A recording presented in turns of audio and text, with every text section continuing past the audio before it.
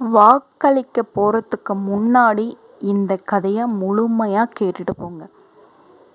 ஏன் சொல்கிறேன் அப்படின்றது இந்த கதையோட இறுதியில் கண்டிப்பாக உங்களுக்கு புரியும்.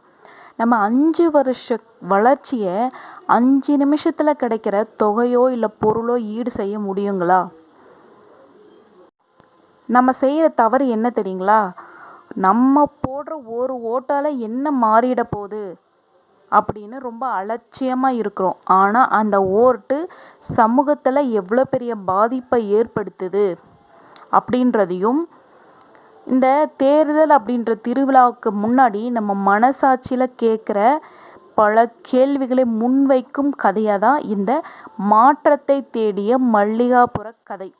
இந்த கதையை கேட்டுட்டு அதுக்கப்புறம் வாக்கு யாருக்கு அளிக்கலாம், வாக்கு ஏன் அளிக்கணும், வாக்கு அளிக்கிறதுக்கு என்ன தகுதிகள் இருக்கணும் அப்படின்றத இந்த கதை உங்களுக்கு சொல்லும்ன்ற நம்பிக்கையோடு இந்த கதையை நான் தொடங்குறேன். உங்களிடம் இணைந்திருப்பது உங்கள் எஸ்எல் தகடூர் தமிழச்சி. கதைக்குள்ளே போகலாங்களா? ஒரு மிகப்பெரிய பழமையான ஒரு கிராமம், அதாவது மல்லிகாபுர கிராமம். இந்த கிராமத்தில் எல்லா மக்களுமே ரொம்ப பண்பாடோட பழமையாய் எல்லாத்தையுமே சரியாக கடைப்பிடிக்கிற ஒரு கிராமம். இந்த கிராமங்கள் எல்லாமே ஒரு பொது கூட்டம் அப்படின்னா எங்கே போடுவாங்க? நிறைய பேருக்கு தெரியும், ஒரு மரத்துக்கடியில் இல்லைங்களா? அந்த மரத்துக்கடியில் ஒரு வயதான அந்த ஊர்லேயே மதிக்கத்தக்க ஒரு நபர், பெரியசாமின்னு ஒரு ஐயா, அவர் மரத்துக்கடியில் உட்காந்துட்ருக்காரு. அவருக்கு பக்கத்தில் அந்த ஊரில் இருந்த நிறைய இளைஞர்கள் எல்லாம் உட்காந்து பேசிகிட்டு இருந்தாங்களாம். என்ன அப்படின்னா, நாளைக்கு தேர்தல், ஆனால் என்ன மாறிட போகுது, எப்பயும் போல் யாராவது வரப்போகிறாங்க, அதே அரைச்சமாவை தான் அரைக்க போகிறாங்க அப்படின்னு சொல்லிட்டு அந்த இளைஞர்கள் கூட்டமெல்லாம் உட்காந்து அந்த அரசியலை பற்றி கமெண்ட் பண்ணிகிட்ருக்காங்க. இதெல்லாம் கேட்ட இந்த பெரியசாமி தாத்தா என்ன பண்ணுறாரு, தம்பி நான் ஒரு கதை சொல்கிறேன், இந்த கதையை கேட்டுட்டு அதுக்கப்புறம் உன்னோட கருத்தை சொல்லு அப்படின்னு சொன்னாராம். உடனே தாத்தா கதை சொல்ல ஆரம்பிக்கிறாரு.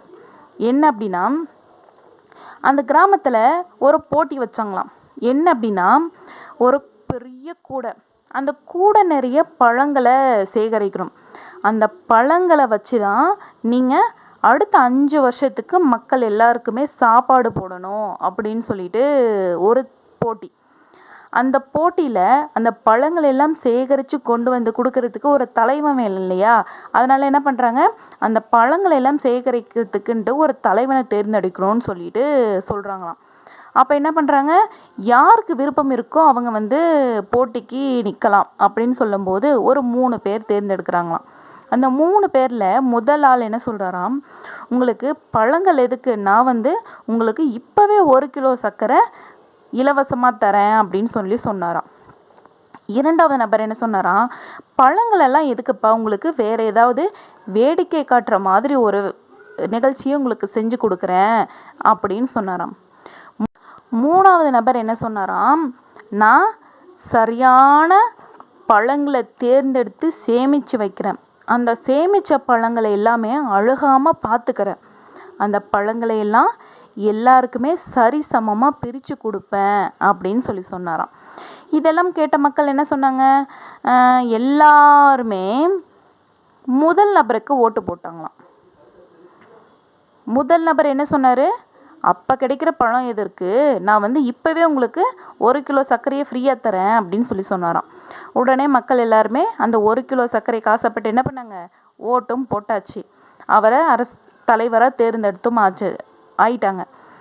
அந்த கொஞ்ச நாளில் என்ன ஆகுது, சர்க்கரை தீந்து போச்சு, பழங்களை எல்லாம் தலைவரே சாப்பிட்டு ஏப்பம் விட்டாச்சு, மக்கள் எல்லாமே பசியால் வாடுறாங்க.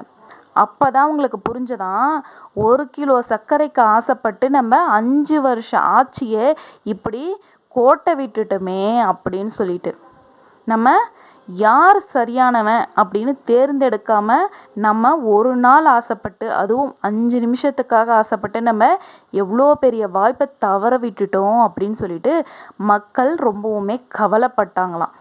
இது எல்லாம் சொல்ல முடிச்ச அந்த பெரியசாமி ஐயா என்ன சொல்கிறாரு, இப்போ உங்களுக்கு என்ன புரியுது அப்படின்னு கேட்டாராம். ஆமாம், ஓட்டு போடுறதுக்கு முன்னாடி நம்ம பல விஷயங்களை யோசிச்சிருக்கணும் அப்படின்னு சொல்லிட்டு அங்கிருந்த இளைஞர்கள்லாம் சொன்னாங்களாம். அப்போ தான் பெரியசாமி ஐயா சொன்னாராம், அப்போ ஓட்டு போடுறதுக்கு முன்னாடி என்னென்னலாம் நீங்கள் சிந்திக்கணும் அப்படின்றதையும் நான் சொல்கிறேன் அப்படின்னு சொல்லிட்டு சொல்ல ஆரம்பிக்கிறாராம். முதல்ல சொன்ன விஷயம் என்னன்னு பார்த்தீங்கன்னா, மக்களை அதிகமாக கவர்ற விஷயம் என்ன தெரியுங்களா? இலவசம். இலவசம் நிரந்தரம் அல்ல அப்படின்றத நீங்கள் முழுமையாக புரிஞ்சுக்கோங்க. அந்த 5 நிமிஷம் கிடைக்கிற, அதாவது 5 வருஷம் ஆட்சிக்கு தேவையான எல்லா விதமான வளர்ச்சியையும் வெறும் 5 நிமிஷத்தில் கிடைக்கிற தொகையோ இல்லை பொருட்களோ ஈடு செய்ய முடியாது. இலவசம் எப்பவுமே ஒரு நிரந்தரமானது கிடையாது. அது சில நாளில் தீந்து போயிடும் அப்படின்றத மனசில் வச்சுக்கோங்க. இலவசங்கள் நிரந்தரம் அல்ல, இல்லைங்களா? நம்ம 5 வருஷ ஆட்சிக்கு அதுதான் முதலீடு. நீங்கள் என்ன பண்ணணும்? இலவசத்தை எப்போவுமே பெரிய பொருட்டாக நினச்சிங்கன்னு வச்சுக்கோங்களேன், 5 வருஷம் அந்த பழக்கூடையில் இல்லாமல் வெறும் கூடை மட்டும் இருந்தது மாதிரி நீங்கள் பசியால் தான் வாடணும் அப்படின்னு சொல்லி சொன்னாராம். இரண்டாவது தகுதி, அதாவது இரண்டாவது விஷயம், ஓட்டு போடுறதுக்கு அது தலைவரை தேர்ந்தெடுக்கிறதுக்கு என்ன தெரிஞ்சிருக்குன்னா, வேட்பாளரின் தகுதிகள். ஆமாம்ல, அவர் அவரோட பின்னணி என்ன அப்படின்றதையும் தெரிஞ்சுக்கணும். ரெண்டாவது, அந்த வேட்பாளர் ஃபஸ்ட்டு யார்? மூணாவது, அவரோட படிப்பு என்ன? நாலாவது விஷயந்தான் ரொம்ப ரொம்ப முக்கியம், இது வரைக்கும் மக்களுக்கு அவர் என்னெல்லாம் செஞ்சுருக்காரு, அவரோட குணநலங்கள் என்ன அப்படின்றத தெரிஞ்சு தான் வேட்பாளரை தேர்ந்தெடுக்கணும் அப்படின்னு சொன்னாராம். மூணாவது விஷயம், பொய் வாக்குறுதிகள். நான் இங்கவே, அதாவது பூமியிலேருந்து ஆகாயத்தை வரைக்கும் இங்கவே நான் படிக்கட்டு கட்டித்தரேன் அப்படின்னு நிறைய பேர் நிறைய வாக்குறுதிகள் தருவாங்க. அதையெல்லாம் நம்பி ஏமாறாதீங்க. யார் உண்மையாகவே, அதாவது உங்கள் ஊருக்கு சாலை வசதி, கல்லூரி கல்வி பள்ளி வசதி, மருத்துவ வசதி, போக்குவரத்து வசதி, இது எல்லாம் யார் தன்னோட அன்றாட தேவைகளை பூர்த்தி செய்வாங்க, அவங்களுக்கு நீங்கள் உங்களோட ஓட்டை போடுங்க அப்படின்னு சொன்னாங்களாம். நாலாவது விஷயந்தான் ரொம்ப ரொம்ப முக்கியம், என்னென்னா உங்கள் ஓட்டு உங்கள் உரிமை. என் ஒரு ஓட்டு என்ன மாற்றத்தை கொண்டு வந்துட போகுது அப்படின்னு சொல்லிட்டு நம்ம நிறைய பேர் ரொம்ப அலட்சியமாக இருக்கும், இல்லைங்களா? அதனால் நம்ம என்ன பண்ணுறோம், அந்த ஒரு ஓட்டை போகிறதுக்கு யாருப்பா அந்த வெயிலில் போய் லைனில் நின்று அந்த ஓட்டை போட்டு வர்றது, என் ஒரு ஓட்டால் என்ன பெரிய மாற்றம் வந்துட போதா அப்படின்னு வீட்டிலையே படுத்து தூங்காதீங்க.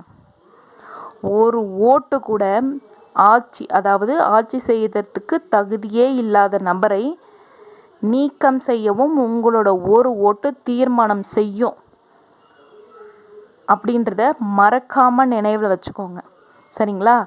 இதுக்கப்புறமாவது ஓட்டு ஒரு ஓட்டு என்ன மாற்றத்தை கொண்டு வந்துடும்.